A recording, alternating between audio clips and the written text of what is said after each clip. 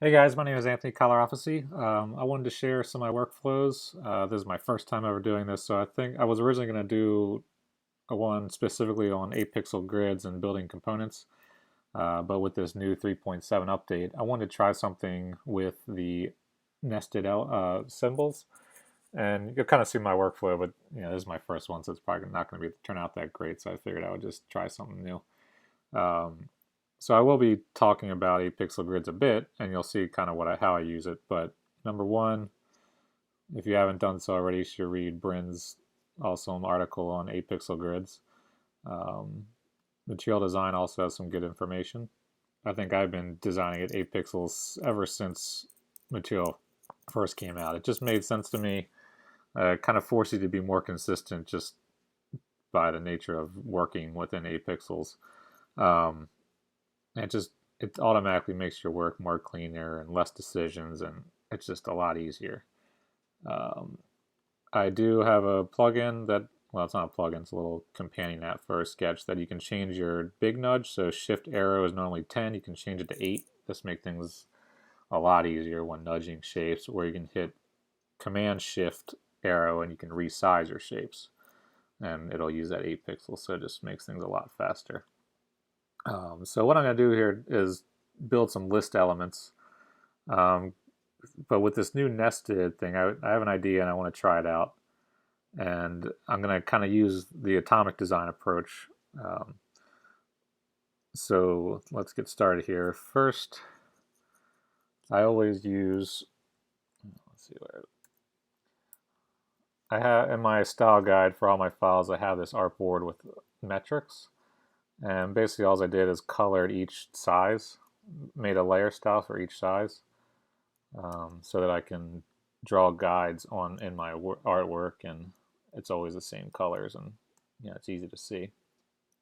So I just pasted this into a new file. As you can see now over here in my style list, I have a color for each 8 pixel increment, and I'll show you how I use that in a minute here.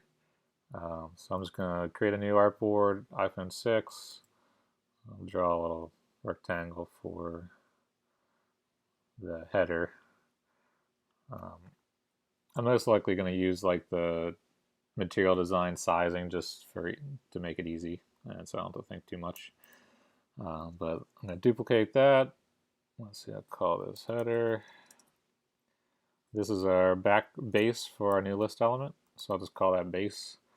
Group that. I'm going to call this list element slash. This is going to be a 2-line list with an icon.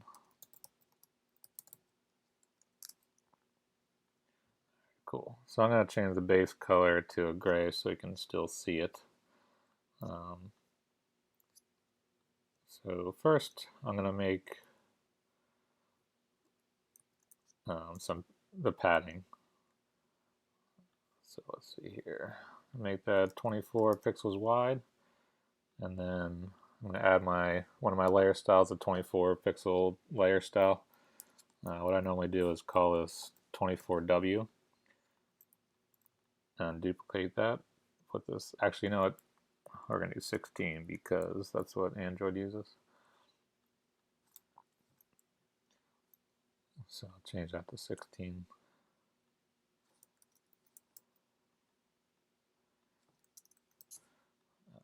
Now I'm going to group these guys in one called guides.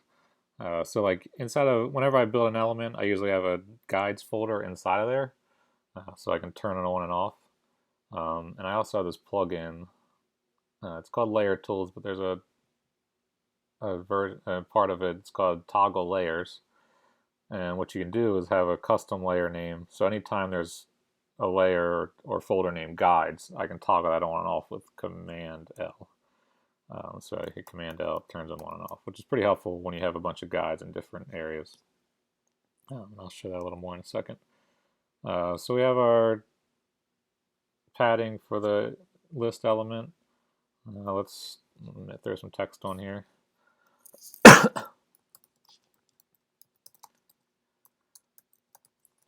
So this will be the main title. I will stick with Mark Pro, whatever, 16 point font. And now what I'm going to do a little differently from what I've normally done in the past is I want to try making these components. So we have our list element. I want this to be 72 pixels from the edge of the screen. So that's 72. I'm going to also make this a guide. And I'll fix that in a second. So we have our regular list element title, and I'm going to make a subheading. I've found that if I just duplicate it right in place, so now there's two layers on top of each other, and then shift nudge down, it's going to be stuck to that 8 pixel baseline. Change that to 14. Everything's left or right aligned. So that's a little close, so I could nudge it down another 4, and I should still be good on my, if we do that 4 pixel text baselining. Change this to lighter gray. And now I want these to be, I'm not going to follow the Android style with the 20 pixels. Like Android, you would normally do 20 pixels from the top, 20 pixels from the bottom. Since I baseline these, I'm just going to center them vertically inside of this element. So what I'm going to do is make this guide the same height as the two text lines. Then I can center that inside the element, which it already is. These guys are both bumped up to this guide. I'm going to group these into their own component, we'll call it.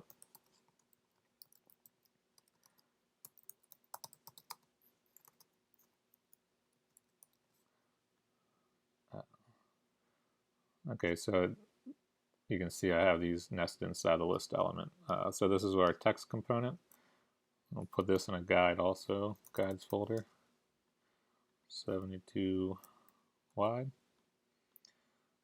I can hide that for now. I'll leave it. I'm just going to duplicate this over here and add some secondary text. So I'll delete that row. I guess we don't need this guide. I'm going to stick the secondary one right to the margin, so I'm going to make this 16 wide as well. Like that, left align it, call this secondary. Rename this folder to secondary. And then I want to make these, give these some styling, or add, save these styles. So list element text style. I usually put a dash in here just for the hell of it. List element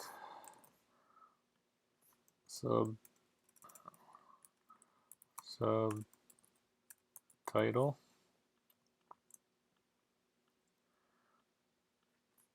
List element secondary.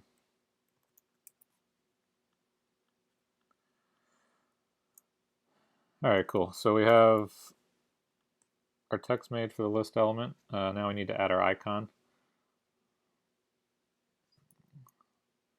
Turn these guides back on. So I'm going to do a 24 pixel icon. It's going to be bumped up against the 16 pixel margin. So I'll make this guide. This is the guide. Let's group this.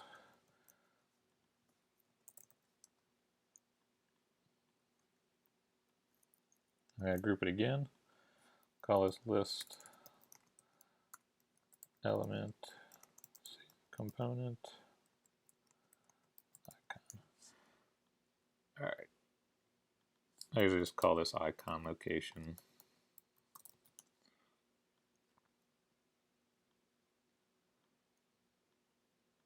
And just to make things easy, I'm just going to use a font icon. I'm going to call it folder. I'm going to use the material icons, which are pretty easy to use since you can just type the name.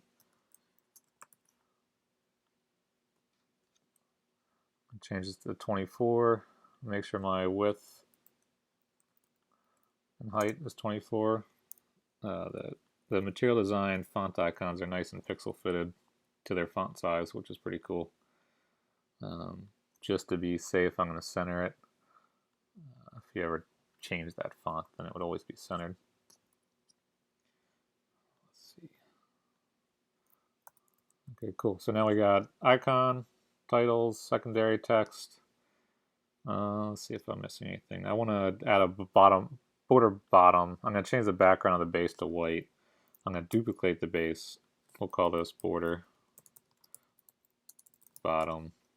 And to do a bottom border, I just do an inner shadow.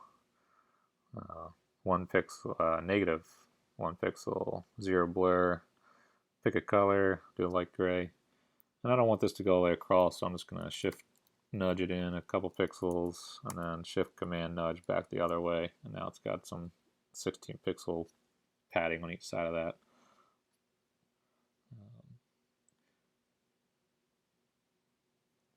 Okay, cool. So now the reason I'm building these, I've never done this before like this, but I thought it could be interesting. So now we have this main list element components. So we got an icon, secondary text, the main text, border bottom, the base. The base is like the bounding box of the entire element. Like if you're working in CSS, that'd be like the parent container, the div. So now I'm just going to start throwing these and creating some symbols out of these guys. I already have them named right so that they'll be nested up in the when you pick the elements. So that guy, create this one, the icon, and then I'm going to create a symbol for the main list element.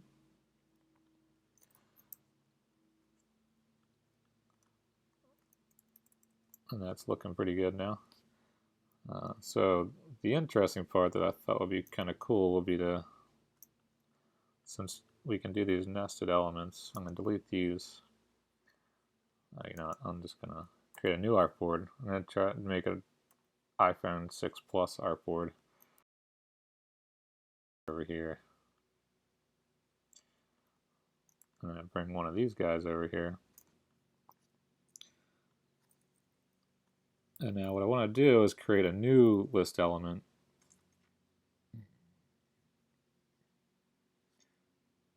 I'm going to detach this from the symbol. And I should name this list element iPhone 6 and 6 Plus. So let's do that here.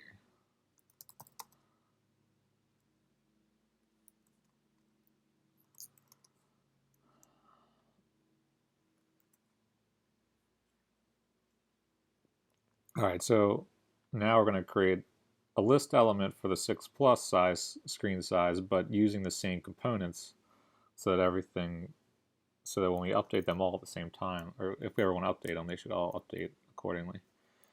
So the main parent symbol has been detached. So now we just need to like realign the rest of the elements. So we'll move the base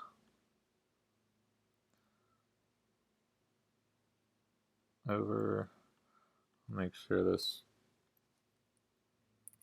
bottom border is right. These guys should be good since they're aligned to the left side of the screen. The really only thing we need to move is a secondary. And now you can see that I have that padding built into here, so I can just stick it right up against the edge of the screen, and everything should look pretty nice. I need to move my guides for the actual base element. Oops.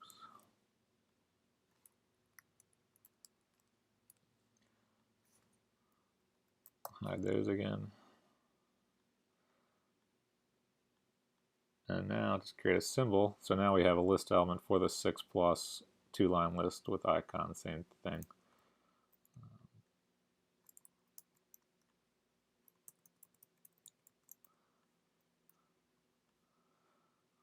So now if we update, we can update this one independently of this component for the 6 Plus, but if we update any of the symbols inside of there, they'll update across both screens.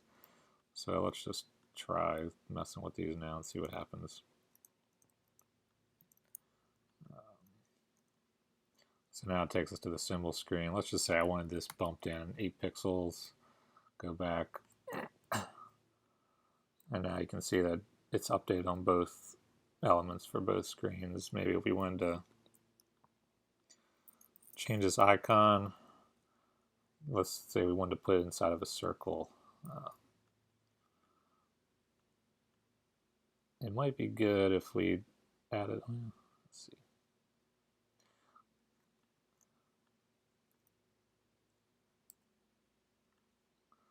So now we're going to say the icons live inside of this 8 pixel or 32 pixel circle. I'll put this guy in here. So that's good enough. Let's go back and see what happened. I think they might be vertically off a little bit, but we can just fix that in here.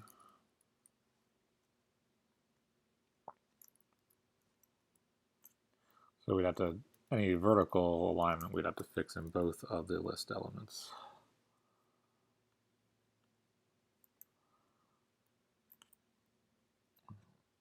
So this is an interesting approach. I think it might be useful. The way Sketch handles symbols is always kind of a pain because you mess with one and it screws up all of them. And you can't resize them or anything. But with this nested symbols, you can kind of reuse, have components that are reusable inside of each symbol, and then just build new symbols for different sizes. Yeah, it's an interesting idea. Let me know what you think. Thanks for watching.